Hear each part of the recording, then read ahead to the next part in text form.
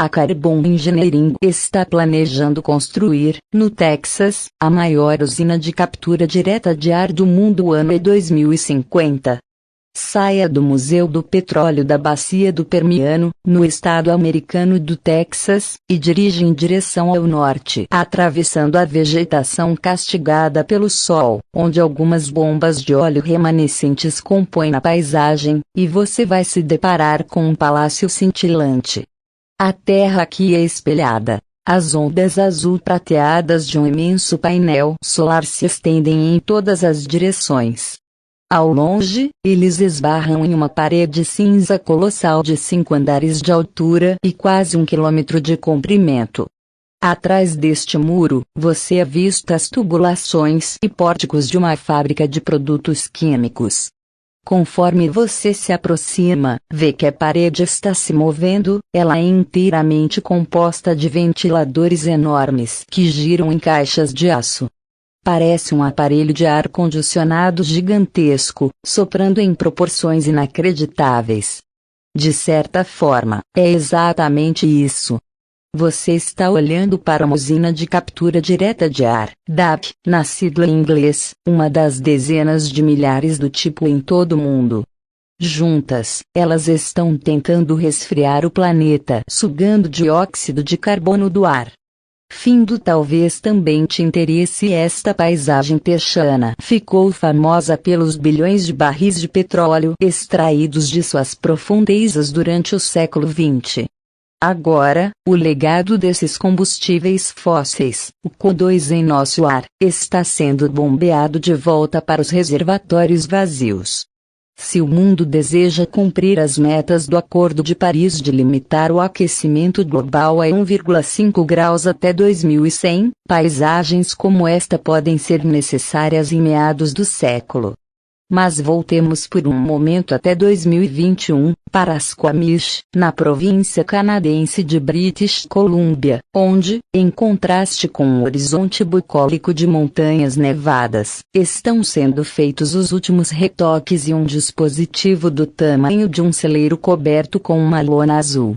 Quando entrar em operação, em setembro, o protótipo da usina de captura direta de ar da Carbon Engineering começará a remover 1 tonelada de CO2 do ar todos os anos.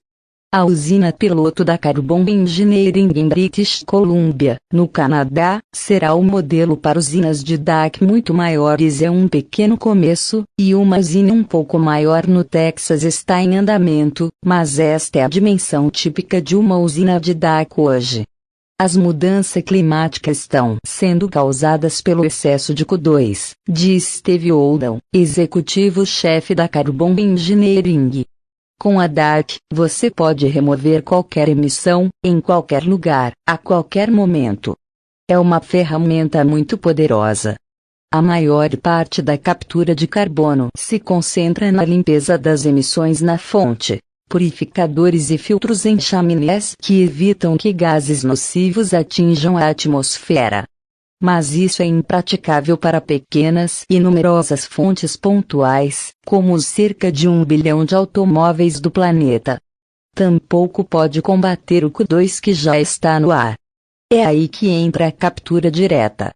Se o mundo quer evitar mudanças climáticas catastróficas, migrar para uma sociedade neutra em carbono não é suficiente.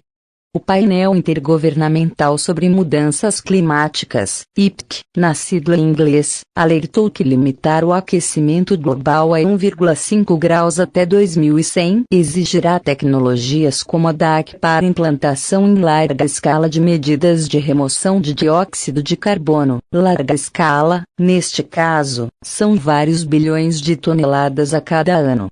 O empreendedor Elon Musk prometeu recentemente US$ 100 milhões para desenvolver tecnologias de captura de carbono, enquanto empresas como Microsoft, United Airlines e ExxonMobil estão fazendo investimentos de bilhões de dólares nesta área.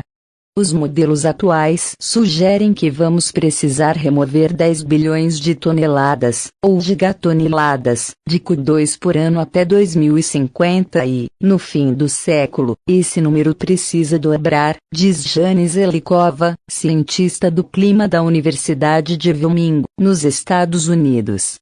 No momento, não estamos removendo praticamente nada. Precisamos começar do zero. A usina da Carbon Engineering em Squamish foi projetada como uma plataforma de testes para diferentes tecnologias. Mas a empresa tem um projeto para uma usina muito maior nos campos de petróleo do oeste do Texas, que capturaria 1 milhão de toneladas de CO2 por ano. Uma vez que estiver pronto, é como uma forma, você simplesmente constrói réplicas dessa usina, diz Oldham. Ele admite, no entanto, que o volume de trabalho pela frente é vertiginoso. Precisamos extrair 800 gigatoneladas da atmosfera.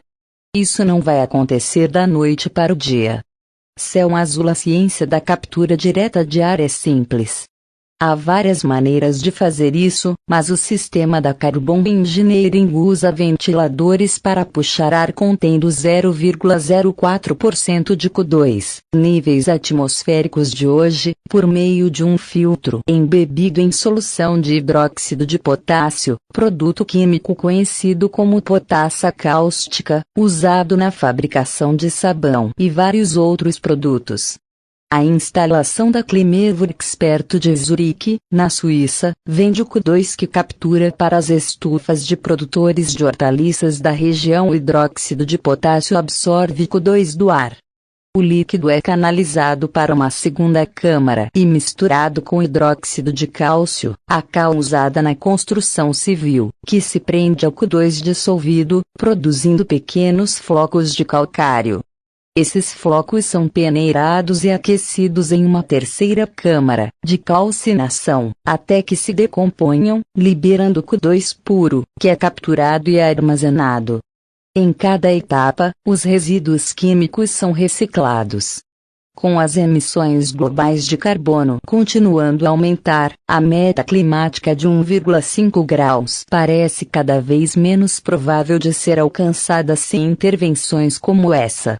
O número de coisas que teriam que acontecer sem a captura direta de ar é tão extenso e variado que é altamente improvável que sejamos capazes de cumprir o Acordo de Paris sem ela, diz Ajay Gambhir, pesquisador sênior do Instituto Grantham para a Mudança Climática da Universidade Imperial College London, no Reino Unido, e um autor de um artigo sobre o papel da DAC na mitigação do clima.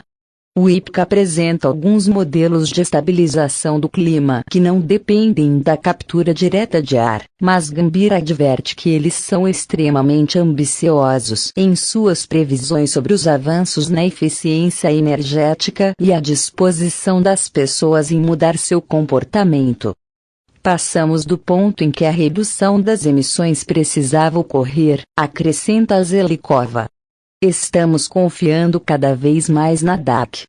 A DAC está longe de ser a única maneira de o carbono ser retirado da atmosfera. Ele pode ser removido naturalmente por meio de mudanças no uso da terra, como o plantio de florestas. Mas é algo lento e exigiria grandes extensões de terras valiosas, reflorestar uma área do tamanho dos Estados Unidos, segundo alguns estimam, e aumentar o preço dos alimentos em 5 vezes no processo. E, no caso das árvores, o efeito da remoção do carbono é limitado, uma vez que elas acabarão morrendo e liberando carbono armazenado, a menos que possam ser derrubadas e queimadas em um sistema fechado. O tamanho do desafio para a remoção de carbono usando tecnologias como a DAC, em vez de plantas, não é menor. O artigo de Gambhir calcula que simplesmente manter o ritmo das emissões globais de CO2, atualmente, 36 gigatoneladas por ano, exigiria construir cerca de 30 mil usinas de DAC de larga escala, mais de 3 para cada central elétrica a carvão em operação no mundo hoje.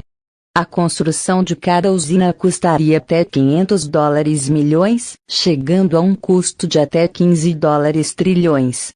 Cada uma dessas unidades precisaria ser abastecida com solvente para absorver o Q2.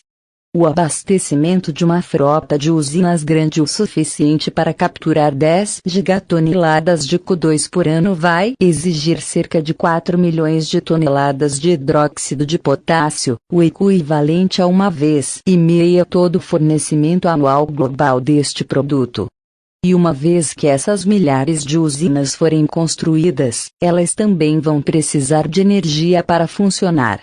Estimular o crescimento de hortaliças em estufas pode ser uma aplicação para o Q2 capturado do ar pela DAC. Se esta fosse uma indústria global absorvendo 10 gigatoneladas de Q2 por ano, você estaria gastando 100 exajoules, cerca de um sexto da energia global total, diz Gambhir. A maior parte dessa energia é necessária para aquecer a câmara de calcinação a cerca de 800 graus, quente demais para a energia elétrica sozinha. Então, cada planta de DAC precisaria de um aquecedor a gás e de uma boa fonte de gás. As estimativas de quanto custa capturar uma tonelada de Q2 do ar variam amplamente, de $100 a $1.000 por tonelada. Oldham diz que a maioria dos números é excessivamente pessimista. Ele está confiante de que a Climate Engineering pode remover uma tonelada de carbono por apenas $94, especialmente quando se tornar um processo industrial difundido. Um problema maior é descobrir para onde enviar a conta. Incrivelmente, salvar o mundo acaba sendo algo muito difícil de vender, comercialmente falando. A captura direta de ar resulta, no entanto, em uma mercadoria valiosa: milhares de toneladas de Q2 comprimido. Isso pode ser combinado com hidrogênio para produzir um combustível sintético neutro em termos de carbono. E poderia então ser vendido ou queimado nos aquecedores a gás da câmara de calcinação, onde as emissões seriam capturadas e o ciclo continuaria novamente. Surpreendentemente, um dos maiores clientes do Q2 comprimido é a indústria de combustíveis fósseis. À medida que os poços secam, não é incomum espremer o óleo restante do solo, pressionando o reservatório usando vapor ou gás e um processo chamado recuperação aprimorada de petróleo. O dióxido de carbono é uma escolha popular para isso e vem com o benefício adicional de reter esse carbono no subsolo, completando o estágio final de captura e armazenamento de carbono. A Occidental Petroleum, que se associou à Carbon Engineering para construir uma planta de DAC em larga escala no Texas, usa 50 milhões de toneladas de Q2 todos os anos na recuperação aprimorada de petróleo. Cada tonelada de Q2 usada dessa forma vale cerca de $225 somente em créditos fiscais. Talvez seja apropriado que o Q2 presente no ar acabe sendo devolvido ao subsolo dos campos de petróleo de onde veio, embora possa ser irônico que a única maneira de financiar isso seja buscando ainda mais óleo. A Occidental e outras empresas esperam que, ao bombear Q2 no solo, possam reduzir drasticamente o impacto do carbono do petróleo. Uma operação típica de recuperação aprimorada sequestra 1 tonelada de Q2 para cada 1,5 tonelada que libera de óleo fresco. Portanto, embora o processo reduza as emissões associadas ao petróleo, ele não equilibra as contas. Outras alternativas, mas há outros usos que podem se tornar mais viáveis comercialmente. A Climeworks, empresa de captura direta de ar, tem 14 unidades de menor escala em operação, sequestrando 900 toneladas de Q2 por ano, que vende para uma estufa para estimular o crescimento da plantação de picles. E agora está trabalhando em uma solução de longo prazo. Uma usina em construção na Islândia vai misturar Q2 capturado com água e bombeá-lo até 500 ou 600 metros abaixo do solo, onde o gás reagirá com o basalto ao redor e se transformará em pedra. Para financiar isso, ela oferece às empresas e aos cidadãos a possibilidade de comprar crédito de carbono, a partir de meros 7 euros por mês. Será que o resto do mundo pode ser convencido a fazer isso? A DAC sempre custará dinheiro e, a menos que você seja pago para isso, não há incentivo financeiro, diz Chris Gordau, autor de Vatvam e Tudo Novo. Fora Zero Carbon Future, o que precisamos fazer agora, para um futuro com carbono zero, em tradução livre. A Climeworks pode vender créditos para pessoas virtuosas, firmar contratos com a Microsoft e a Stripe para tirar algumas centenas de toneladas de carbono por ano da atmosfera, mas isso precisa ser aumentado em 1 milhão de vezes, e requer que alguém pague por isso. Há subsídios para carros elétricos, financiamento barato para usinas solares, mas você não vê isso para a DAC, diz Oldham. Há tanto foco na redução de emissões, mas não existe o mesmo grau de foco no resto do problema, o volume de CO2 na atmosfera. O grande impedimento para a DAC é que a ideia não está nas políticas. Zelikova acredita que a DAC seguirá um caminho semelhante ao de outras tecnologias climáticas e se tornará mais acessível. Temos curvas de custo bem desenvolvidas que mostram como a tecnologia tem o custo reduzido muito rapidamente, afirma. Superamos obstáculos semelhantes com a energia eólica e solar. O principal é implementá-las ao máximo. É importante que o governo apoie a comercialização, ele tem um papel como primeiro cliente, e um cliente com o bolso cheio de dinheiro. Instalações na Islândia pretendem mineralizar o CO2 para mantê-lo fora de circulação na atmosfera como uma solução de longo prazo. Gordau defende um imposto global sobre o carbono, o que tornaria caro emitir carbono, a menos que os créditos fossem adquiridos. Mas ele reconhece que essa ainda é uma opção politicamente impopular. Ninguém quer pagar impostos mais altos, especialmente se os efeitos do nosso estilo de vida de alta demanda energética, incêndios florestais crescentes, secas, inundações, aumento do nível do mar, forem vistos como sendo arcados por outra pessoa. Zelikova acrescenta que também precisa haver um diálogo mais amplo na sociedade sobre quanto devem custar esses esforços.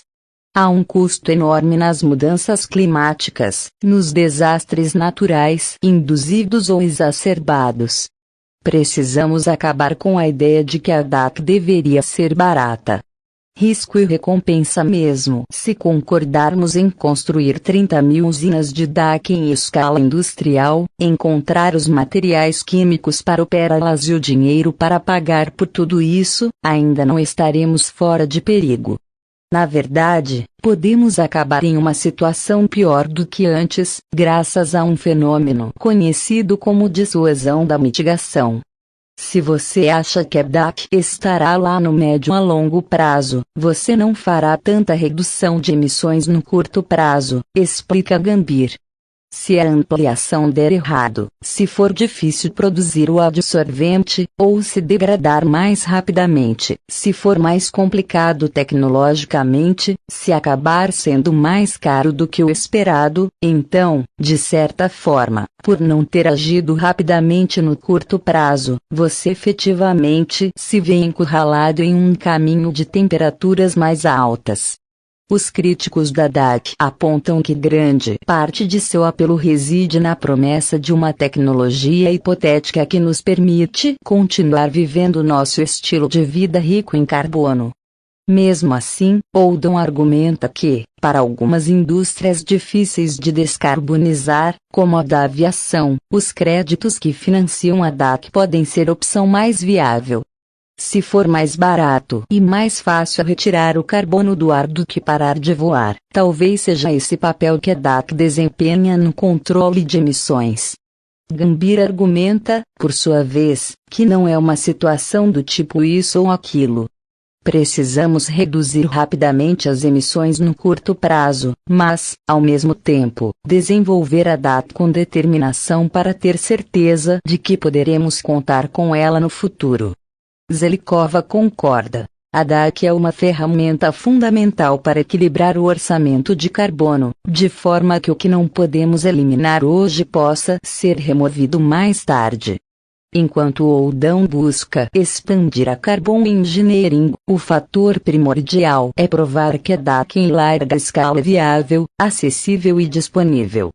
Se ele for bem-sucedido, o futuro do clima do nosso planeta